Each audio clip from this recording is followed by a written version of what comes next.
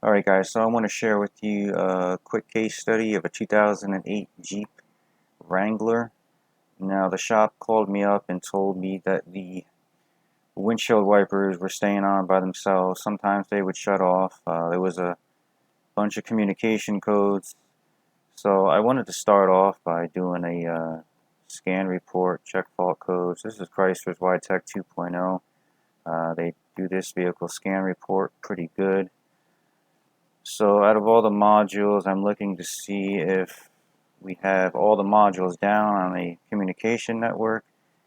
Chrysler uses the CAN on this vehicle, CAN IHS, which is also a CAN, but the IHS is an interior CAN for the interior modules that runs at a lower speed than the CAN. This vehicle also uses the LIN network, which is local interconnect network. Now, I'm kind of interested in the TIPA module. The TIPA module is a gateway on this vehicle. We can see the TIPA module here, lost communication with radio, interior bus fault, and then we also have a lost communication with the cluster. Cluster, TIPA, radio, they're all on the CAN IHS circuit. So my plan of attack now is to get on the CAN IHS circuit with a lab scope and see exactly what we have going on. But before we start, I want to just tell you when the windshield wipers stay on, that's usually an indication that communication is down. And what some manufacturers will do, including Chrysler, is if the windshield wipers rely on signals going to a module through the communication network, if that network goes down, what the manufacturers would do is turn the wipers on and sometimes the headlights as a safety feature. Because when you're driving and it's pouring down rain, if communication goes down, you don't want to get into an accident. So this is why they kind of do that. Now, I'm going to show you the channels real fast. Our green channel is going to be our LIN network. Our red is going to be the IHS CAN positive. The blue is going to be the IHS CAN negative. Now, the only reason why I looked at the LIN circuit is because I had an extra channel and I wanted to utilize it. So we're going to first start off with the LIN. This is going to be a 0 to 12 volt square wave, and I'm just going to show you what this should look like. Right away, it looks pretty good. We're just zooming in, and you can see here we have a pretty clean 0 to 12 volt square wave, so I'm not too concerned about our LIN. I'm going to get rid of this channel so you guys can focus in on the IHS. Channel C is deleted.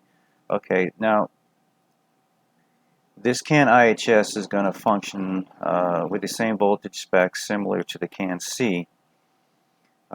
The high is going to go from 2.5 to 3.5 volts. The low is going to go from 2.5 bias to 1.5 volts. Now I can tell you right away that we're missing some data packets, square waves, whatever you want to call it, because I'm at 1 second per division, and we should be seeing much more activity here. And when I took this waveform, the windshield wipers were stuck on, so I knew we had an issue with this. So I'm going to zoom into one of these packets here. We're going to start with the right. As you can see, the middle is somewhat kind of looks different, and the beginning is very different. But okay, so this portion of the waveform looks pretty good. We have a 2.5 to 3.5 square wave. I don't see anything wrong with this. This is pretty textbook of what you would see. This little short pulse here might be like a confirmation. I'm not too sure. Sometimes that's what that is. We can't really decipher anything on a CAN network. What we're looking for is a good waveform, and you really got to look at enough of these to know what's good or bad. So let's go to this middle part, and right away we can see that we're running over our 3.5 mark here. It should be 2.5 to 3.5. We have some square waves reaching 3.8 volts. Is that an issue? It's really hard to say. Let's take another zoom in. Okay, and one thing I don't like about this here is this kind of like jagged square wave here. It comes up, comes down. That doesn't look right to me. Once again, over here we can look at this tower. I don't like this right here. I shouldn't be seeing these humps there. I've seen worse before, but I can tell you from experience this is not right. So let's go to the beginning of this waveform. And this is going to be the worst part. Okay, so before we zoom in again, we can see we're hitting close to 3.9, right around 4 volts. Sometimes that's not an issue. I know that's not normal of what you would normally see. So here's the part that makes you wonder here. Okay, so this is not right. We come up, we come down, we go back up. It's almost in like a sawtooth pattern. Once again, we come up high here. We should have some pretty textbook square waves going on here, and we don't. I know from experience that this is bad. So the question now is, where is this coming from? Is our CAN IHS shorted to ground? Is it shorted to power? Are both the positive and negative CAN circuits shorted together? And the answer is no. If we had that issue, we'd have a flat line depending on if we were shorted to ground, power, or both CAN and positive lines shorted together.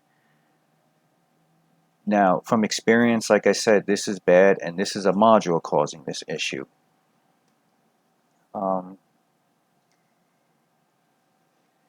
Now, the next step is to basically unplug every single module on the IHS CAN network. And I'm going to show you a picture here. I forgot to show you this before. This is how I'm tied in with my leads to the CAN IHS circuit. I'm going in directly to the cluster because it makes no sense to go underneath the tipping module. That's too much of a pain in the ass.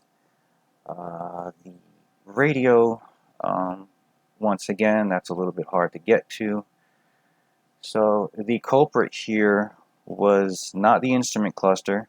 They had already replaced this from the dealer, and I also disconnected the cluster, no change. But as soon as I disconnected the radio, the wipers went off, and we regained communication back in our cluster and our TIPA module, and our waveform was pretty textbooks, and we didn't have this this pattern you're seeing right here.